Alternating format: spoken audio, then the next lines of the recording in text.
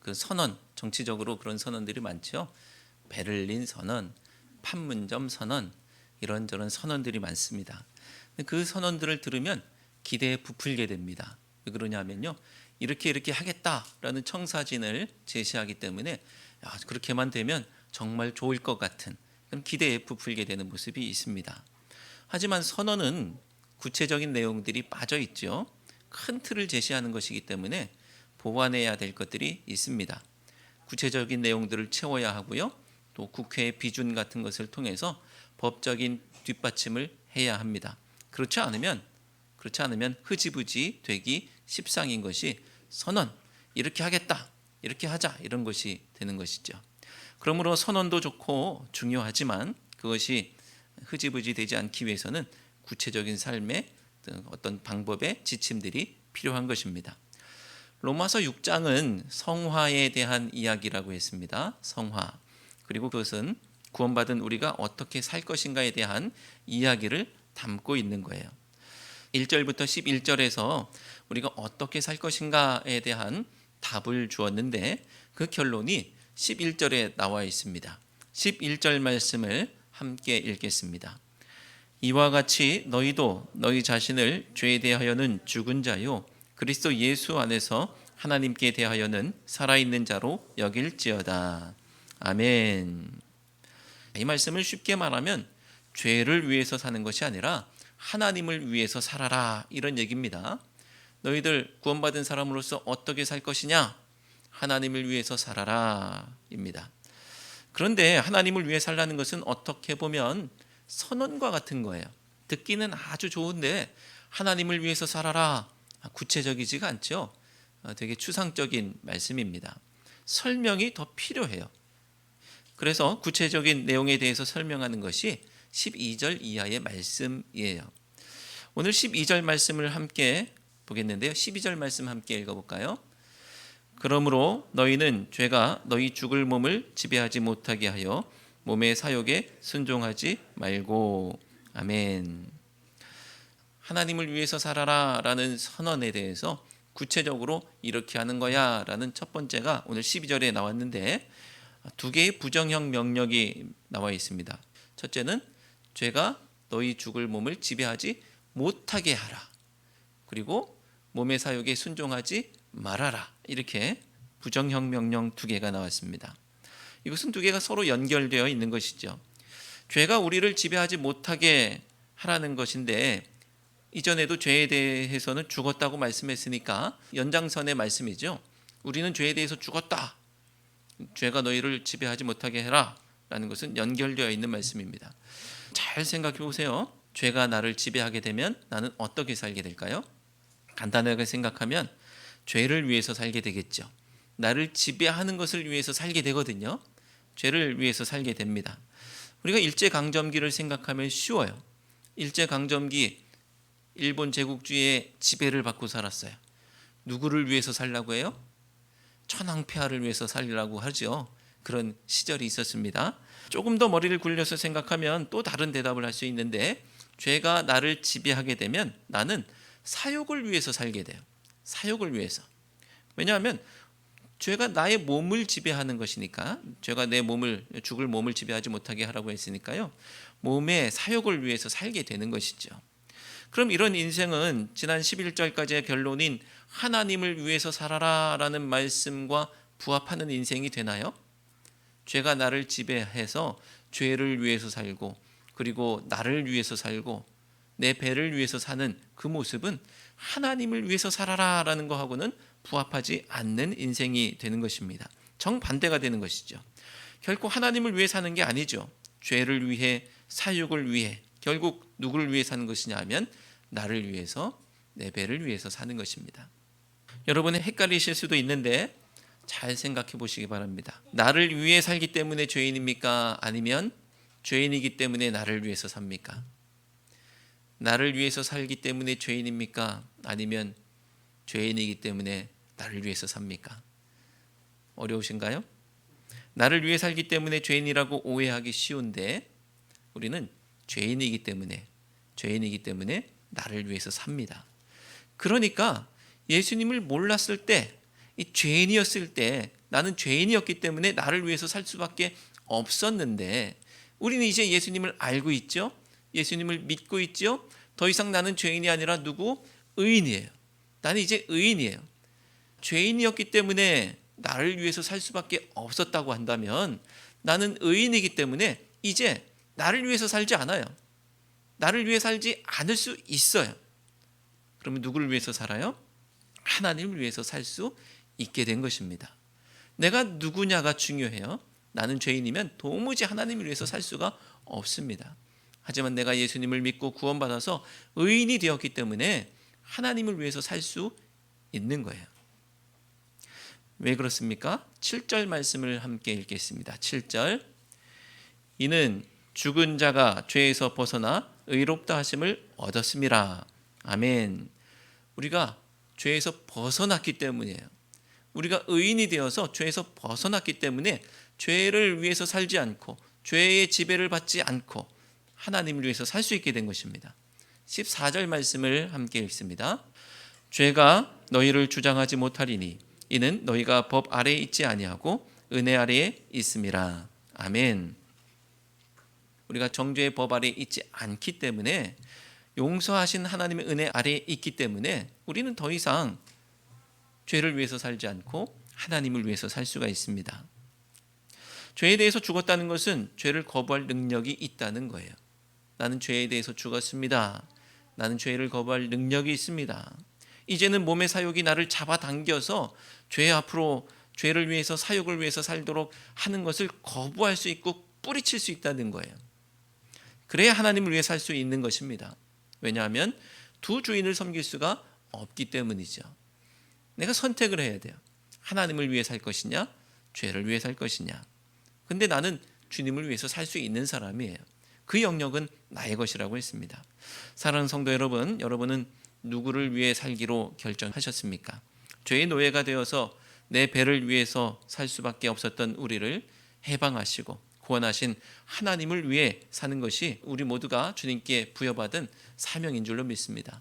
하나님을 위해 사는 것이 구원받은 성도가 걸어가야 할 길인 줄로 믿습니다. 법 아래가 아닌 은혜 아래 거하는 우리 모두가 되시기를 주님의 이름으로 축원합니다. 하나님을 위해 산다는 것에 대한 두 번째 구체적인 설명은 13절 말씀에 나오고 있습니다.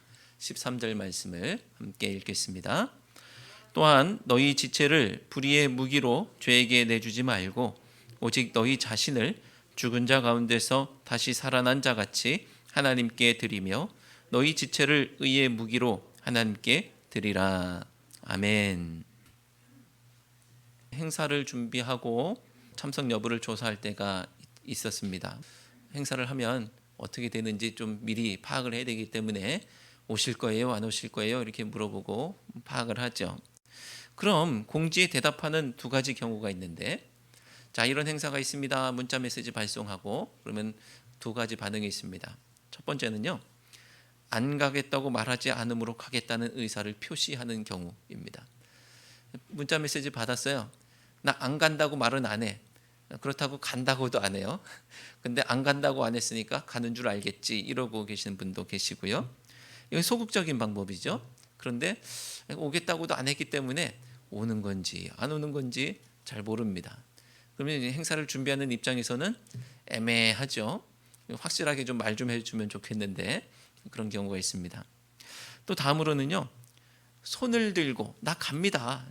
손을 들고 나 갑니다. 그리고 대답을 하고 게시판에 이름을 쓰고 그렇게 적극적으로 표현해 주시는 분이 계십니다. 그러면 확실한 것이죠. 이분은 내가 다시 전화할 필요가 없어. 내가 다시 물어볼 필요가 없어요. 이분은 확실하게 오신다고 한 거예요. 적극적인 방법입니다. 어떤 모습이 주최 측을 잘 도와주는 모습 같습니까? 적극적인 방법이 주최 측을 잘 도와주는 것이죠. 저도 이렇게 잘 못해요. 사실 저도 대답 잘 못하고 고민을 끝까지 합니다. 갈 건가 말 건가 이래가지고 답을 못하기도 하고 그러는데, 근데 대답 잘해주고 의사표시 확실하게 해주면 목회 잘 도와주시는 방법 중에 하나라는 것을 기억하시고 잘 협조해 주시기 바랍니다. 자, 오늘 말씀도 이 두 가지 모습을 보여주고 있습니다. 하나님을 위해서 어떻게 살까? 하나님을 위해서 어떻게 살까? 13절 안에는 이 소극적인 방법과 적극적인 방법이 두 가지 다 들어있어요. 먼저는 소극적인 방법, 너희 지체를 불의의 무기로 죄에게 내주지 말고 라고 말씀하고 있습니다. 너희 지체를 불의의 무기로 죄에게 내주지 말고. 하나님을 위해서 어떻게 살 거냐? 조금 소극적으로 난 요거는 안 할게요. 이게 되는 것이죠. 나쁘지 않습니다. 여기까지만 해도 좋아요. 불의의 무기로 안 내주는 게 어딥니까? 적극적으로 내가 이렇게 하겠다라는 의지가 확실하게 있는 것은 아니지만 그래도 과거로부터 돌아선 모습을 보는 것은 괜찮습니다. 좋습니다. 이 정도도 칭찬할 만하죠. 근데 어떤 분들은 아니 왜 그 정도밖에 안 하냐고, 더 이렇게 해야 되지 않냐고 할 때가 있습니다. 신앙생활을 처음 시작하는 분들에게 엄청난 기대를 할 때가 있죠. 하지만 첫 술에 배부를 수 없는 것처럼, 아직 젖도 떼지 않은 이가 단단한 음식을 먹을 수 없는 것처럼, 우리 천리길을 한 걸음씩 갈 수밖에 없는 것처럼 그렇게 했다가는 큰 탈이 날 수밖에 없죠. 엄청난 일은 하지 못해도 내 몸이 죄의 도구가 되지 않도록 내주지 않겠다. 거기서부터 시작하는 것이죠. 이게 엄청난 일이 아닌 것처럼 보여도 그에게는 엄청난 일일 수 있는 것입니다. 이것은 소극적 방법일 수는 있지만 아직 어린 사람이, 아직 성숙하지 못한 사람이 하나님을 위해 살겠다고 했을 때 할 수 있는 결단이에요. 여러분에게도 이런 결단이 있으시기를 바랍니다. 나 이렇게는 안 살래요. 나 저렇게 죄 가운데 살지는 않을래요. 그런 결단. 우리가 의인이기 때문에 할 수 있어요. 못하는 게 아니에요. 할 수 있어요. 다음으로는 적극적인 방법이 있습니다. 오직 너희 자신을 죽은 자 가운데서 다시 살아난 자 같이 하나님께 드리며 너희 지체를 의의 무기로 하나님께 드리라. 아멘. 자, 이전까지는 소극적인 방법, 죄에게 내주지 않을래요 라고 했었습니다. 하지만 이제는 의의 무기로 하나님께 드리라라는 적극적인 방법이에요. 우리 자신을 하나님께 드리고 우리 몸을 하나님을 위한 의의 무기로 드리라고 합니다. 이건 안 할래요, 안 할게요 보다는 더 나은 방법이지만, 더 적극적인 방법이지만 이 소극적인 방법도 포함하고 있는 거예요. 돌이키지 않고서 이쪽으로 갈 수 없는 것이거든요. 처음에는 돌이키는 것, 그 다음에는 이쪽으로 더 가는 것, 이게 필요한 것이죠. 적극적으로 자신을 하나님께 드리는 삶은 말씀에서 누구와 같은 삶이냐라고 말씀하고 있느냐 하면 죽은 자 가운데서 다시 살아난 자 같다라고 말씀하고 있습니다. 죽은 자 가운데서 다시 살아난 자 같다. 나를 하나님 앞에 드리는 그 삶이 그렇다는 거예요. 자, 죽은 자 가운데서 다시 살아난 자가 누구예요? 누굽니까? 예수님이죠. 예수님처럼 그렇게 살라는 말씀이에요. 그런데 성경에서는, 오늘 말씀에서는 이 존재가 복수형으로 쓰여 있습니다. 여기에는 잘 표현이 안 돼 있지만 흔히 말하는 원어에서는 복수형으로. 그러니까 죽은 자 가운데서 다시 살아난 자들 같이라는 표현이 되겠죠. 그러면 그 사람들은 누굽니까? 그 사람들은 예수님과 믿음으로 연합해서 세례받고 죽은 자 가운데서 다시 살아난 사람들. 우리 지난 시간에 1절부터 11절까지 그 속에 어떤 말씀이 있었어요? 세례와 관련된 말씀이 있었죠.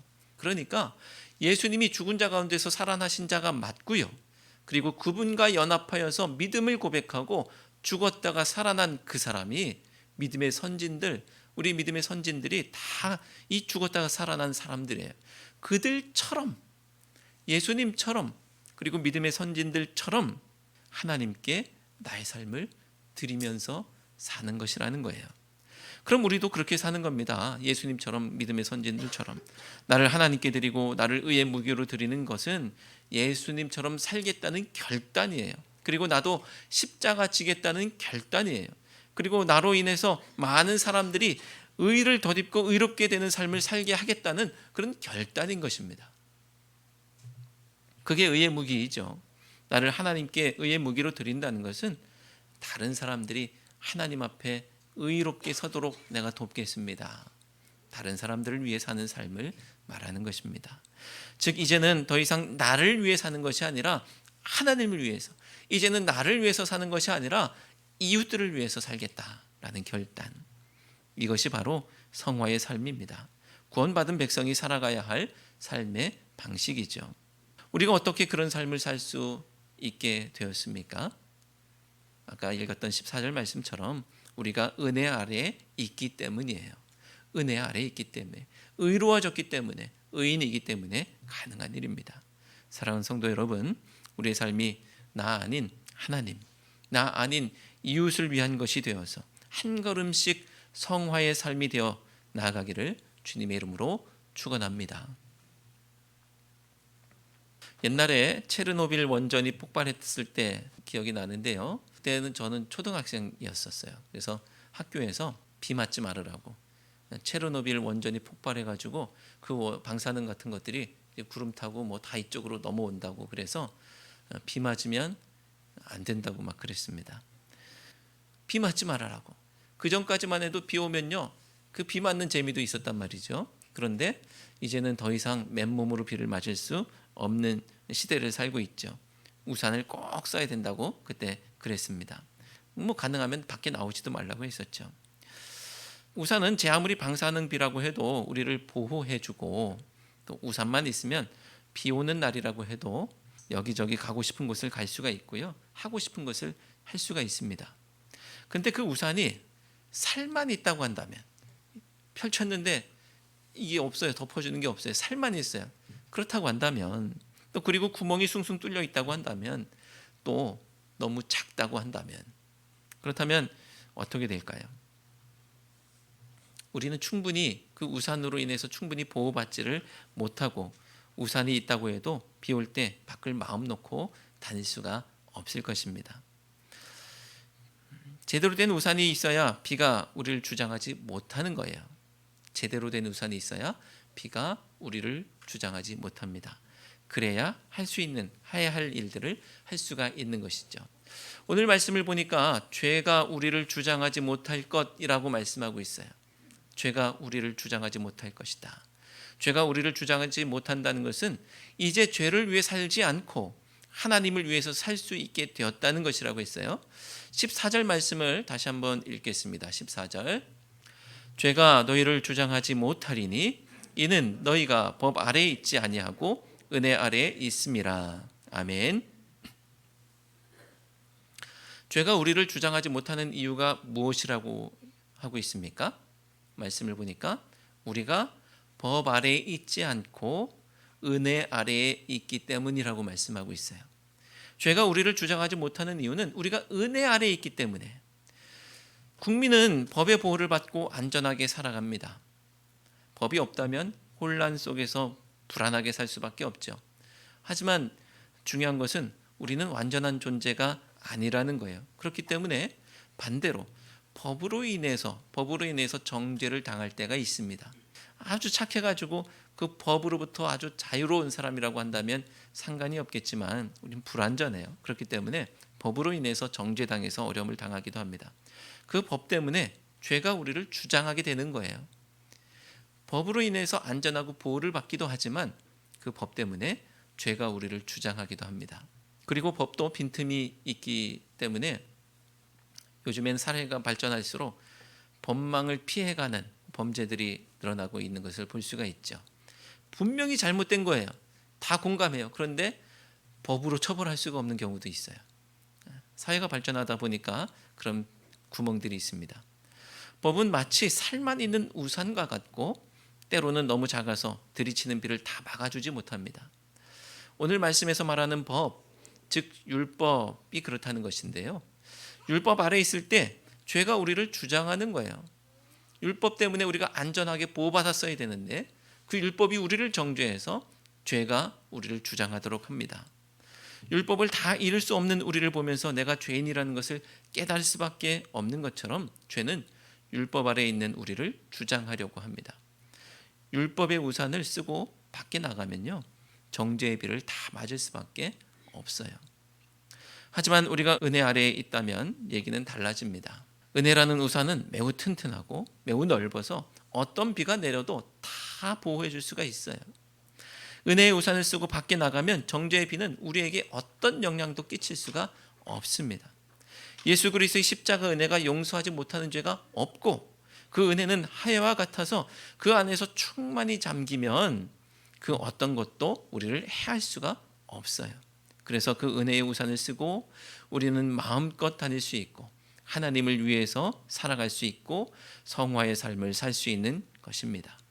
은혜 아래 있을 때 죄가 우리를 주장할 수 없기 때문이죠.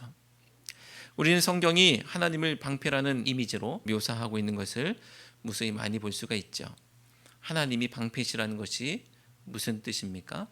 그 안에서 우리가 안전하다는 거예요. 두려워하지 않아도 된다는 것입니다. 담대할 수 있다는 거예요. 움츠러들 것이 아니라 하나님을 위해서 살 수 있다는 거예요. 에베소서에서는 믿음의 방패가 악한 자의 불화살을 소멸한다라고 말씀하고 있죠. 그렇게 우리는 담대히 하나님을 위해서 살아갈 수 있는 것입니다. 사랑하는 성도 여러분, 우리가 하나님을 위해 산다는 것은 죄된 존재로서는 가능한 일이 아닙니다. 죄가 나를 주장하면 나는 죄의 결과를 만들어낼 뿐이죠. 하지만 말씀은 분명히 죄가 나를 주장하지 못한다고 말씀하고 있습니다. 우리가 더 이상 법 아래에 있지 않다는 사실을 분명히 기억하시기 바랍니다. 나에게 정죄함이 없음을 기억하시기 바랍니다. 자유케 하시고 해방하시는 은혜, 그 은혜가 우리를 이끌어 나갈 때 우리의 삶이 거룩의 삶이 될 줄로 믿습니다. 기도하겠습니다. 하나님, 저희들 너무나 연약한 존재인 것을 주님 앞에 고백합니다. 의롭게 되었음에도 불구하고 여전히 죄의 영향 아래 살아가고 있는 저희들의 모습을 또한 발견합니다. 하나님, 저희가 은혜 아래에 있기 때문에 더 이상 죄의 노예로 살지 않아도 됨에도 불구하고 여전히 법 아래에 정죄 아래에 있는 것처럼 살아가는 저희들 돌이키게 하여 주시옵고 은혜 아래 살아가는 자들 되게 하여 주옵소서.